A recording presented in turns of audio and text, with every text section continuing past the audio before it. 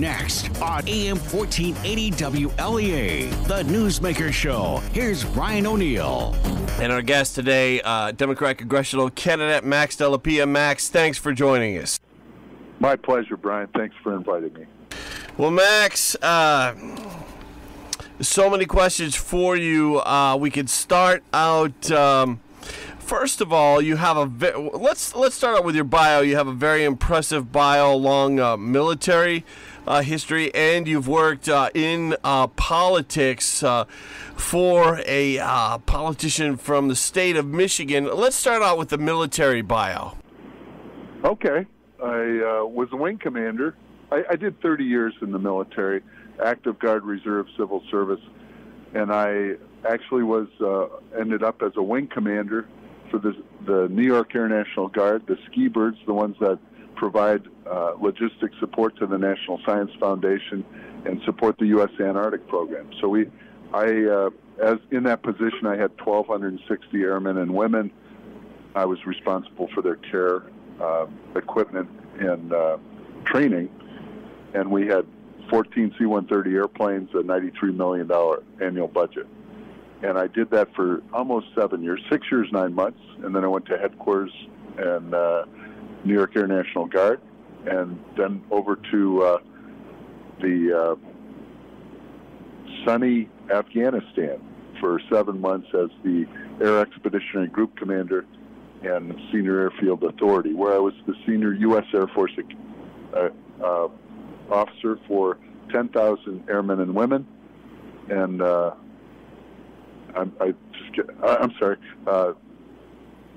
10,000 airmen and soldiers from 13 different countries, and I was the senior U.S. Air Force Academy, or senior Air Force person there.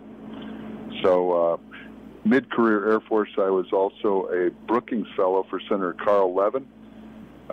He was the ranking minority member of the Senate Armed Service Committee. I was a year on his personal staff, and then I worked for the Secretary and Chief of Staff of the Air Force and Air Force Senate Liaison. Now, were you in Washington or were you in Michigan, Max? I was in Washington, and I was able to work some issues on both sides of the aisle, both in the House and the Senate, and it was one of the highlights of my career because I was able to actually help people receive benefits that they were denied by the Air Force because of their status as reservists. And it was a rewarding experience that allowed me to really realize that I can do this. If I can just get to Washington as a congressman, I can actually do something to help the plight of the people in the New York's 23rd District. And I'm very concerned about the direction the country's headed, and I want to serve again.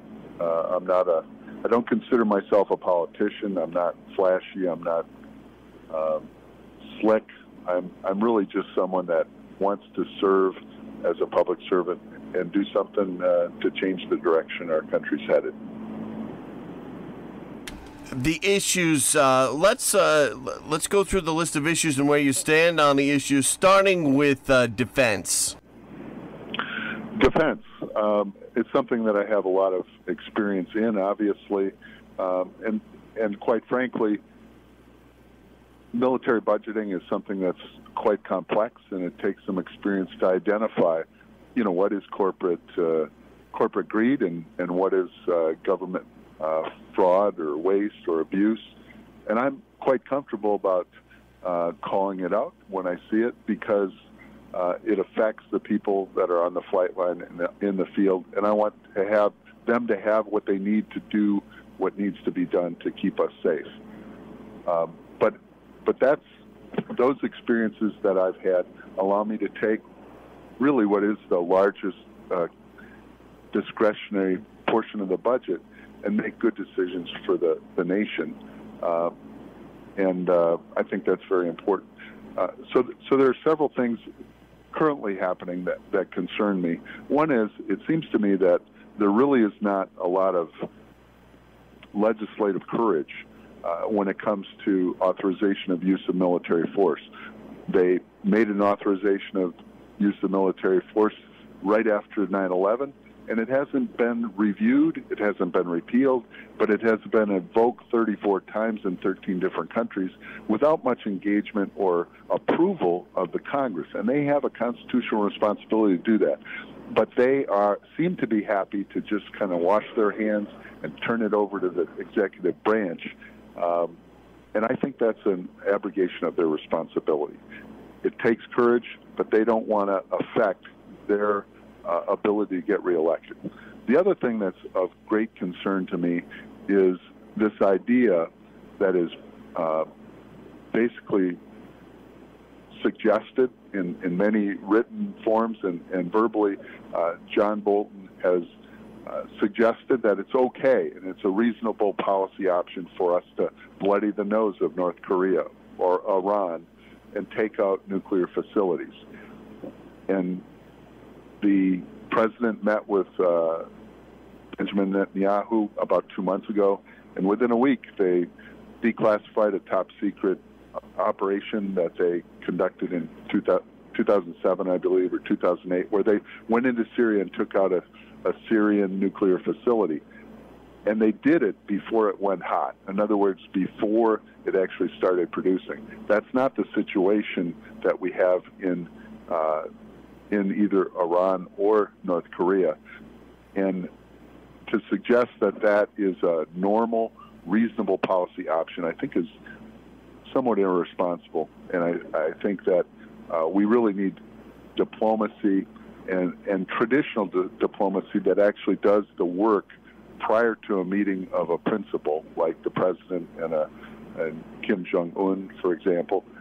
We need to have a lot of spade work done before the president meets with anybody, and I don't think we got a lot out of that exchange. I'm certainly hopeful that we can, but I'm concerned about the direction that's heading.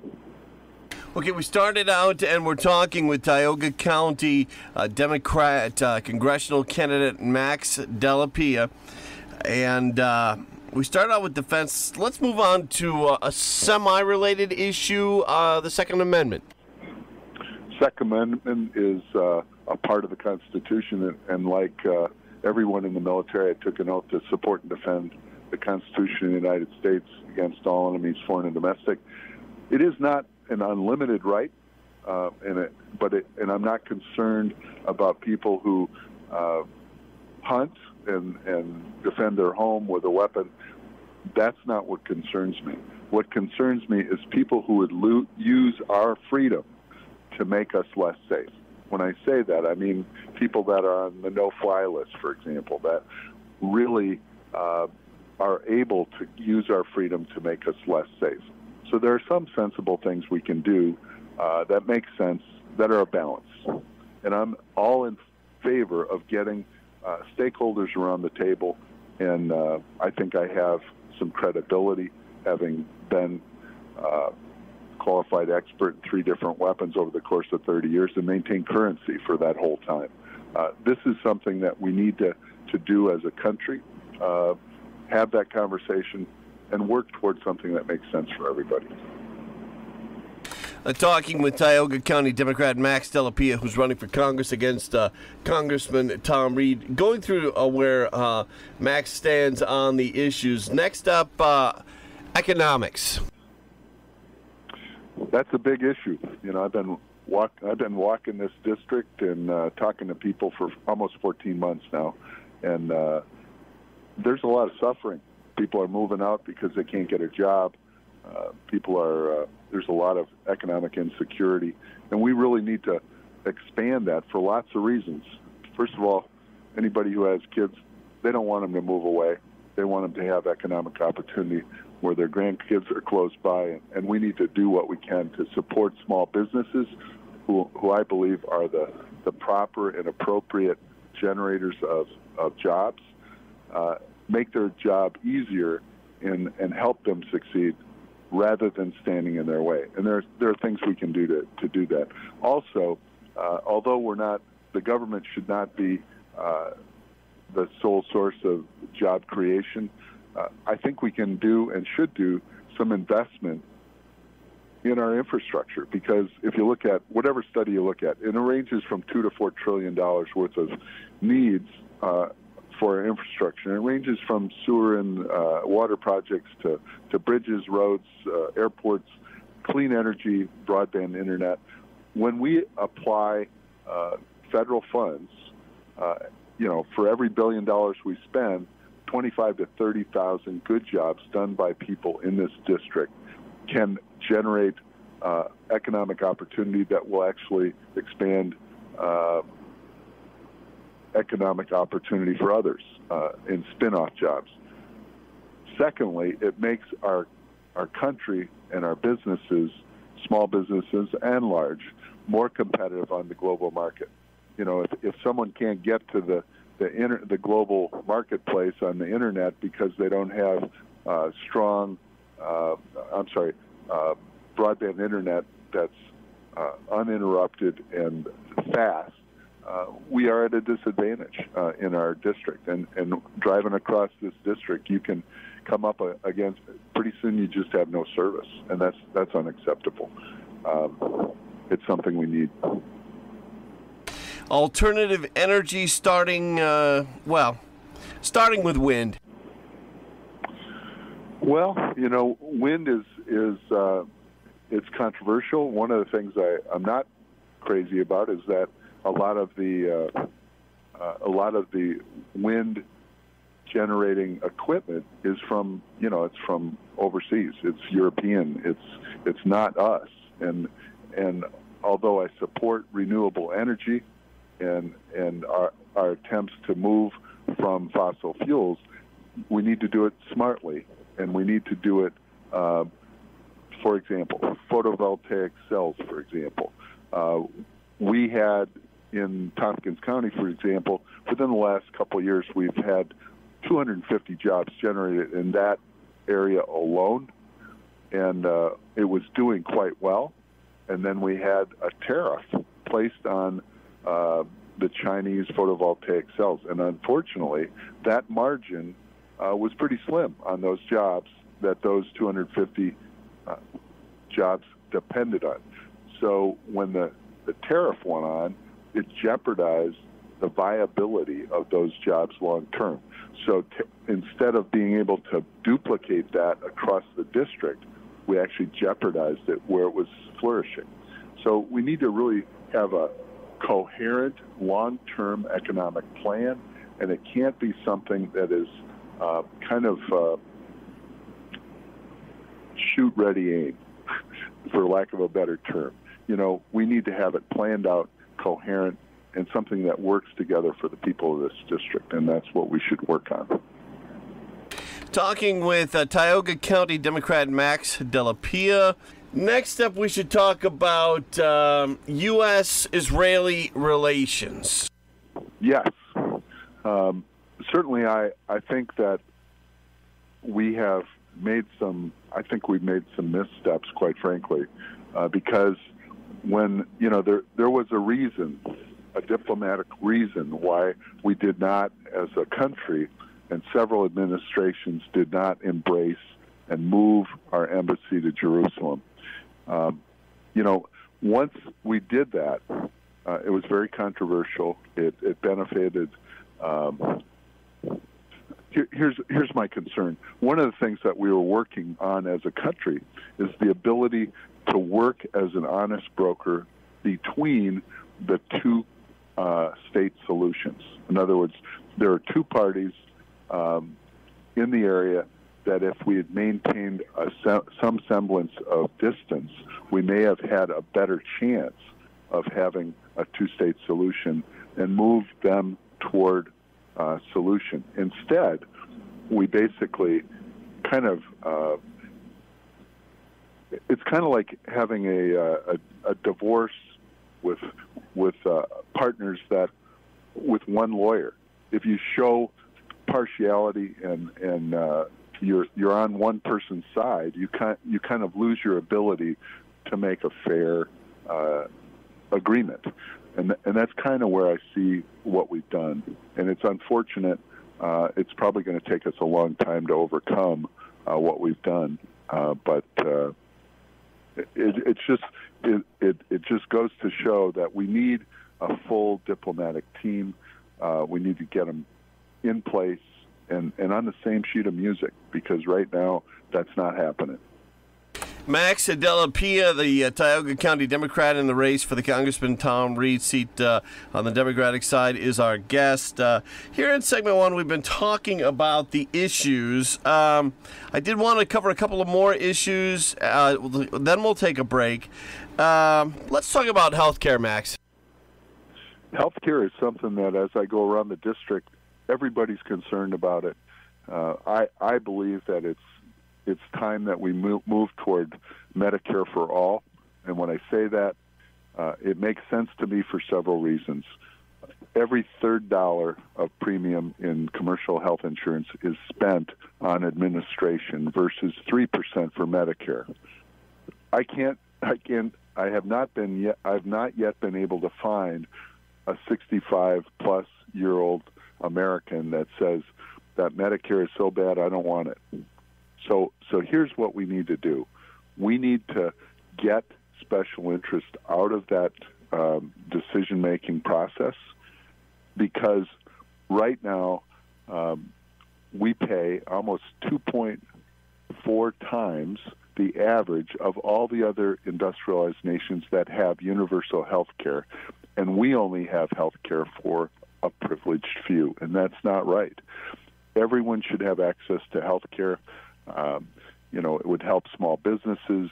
Instead of training a person and then saying, thank you for training me, but I need to go to this bigger organization that has benefits because my kids need them, and being afraid to start a business, afraid to retire, all those things would be much better off as a country. We'd be healthier. Right now, we're 20th out of 21 world democracies in health outcomes, and it really comes down to the choices we've made and allowed special interests to really control the discussion and the policy. We're talking with Tioga County Democrat Max Della Pia. We're going to take a quick break, check the forecast. We'll be back in just a moment. Back, we're on the line with Democrat Max Della Pia, who's in the race for the Congressman Tom Reed seat in the House of Representatives. You were recently in Hornell, Max Della Pia, and you were endorsed by former longtime Mayor Democrat Sean Hogan. Tell us your thoughts on Hornell and the endorsement from Sean Hogan. Well, it's an honor, certainly. He's someone that has been in public service for most of his life, 32 years as the mayor. He's certainly someone I respect, and I'm honored to have his support. And the reason, from his comments, his reason for endorsing me is because of my background and my ability and my service. Someone that has not just taken up service in, just recently, but literally he was impressed by my ability to work issues in Congress, and I can tell you that story if you'd like, helping veterans that were denied medical care and benefits based on their status as reservists. Yes, and I can corroborate on what you say there. Hogan spoke very highly of you. He has for the last several weeks, and spoke very highly of your military record. Max, primary coming up. Are you expecting a blue wave, and your thoughts on the primary? Well, a blue wave is only as blue as it really how many people are willing to work for it. It is not something we can relax and say, well, we're just going to ride right into Washington here without a problem. This is going to be a huge effort. It's something that people across the district, it's been kind of energizing for me to find volunteers that say, what can I do to help? I honestly believe that the way we finance campaigns is kind of indicative of the problems we have in special interest, basically running the policy and writing the laws for us. And I think that needs to change, but it can't change unless we can get there. So this is going to take a really strong boots on the ground, knocking on doors, and that's what we've been doing every day. I was doing it today in Wlea, and I honestly believe that people across this district want to be heard. They want a fair shot, and I'm out there on the road. We've got a large vehicle, a bus with my stickers on it, telling people that I'm out here to listen to them and find out how I can be the best representative I can for this district. So it's not going to be a shoe-in. So that it's only a shoe-in. It's only going to happen if we work hard, I guess, is what I'm trying to say. Max Della Pia, any final thoughts before we go?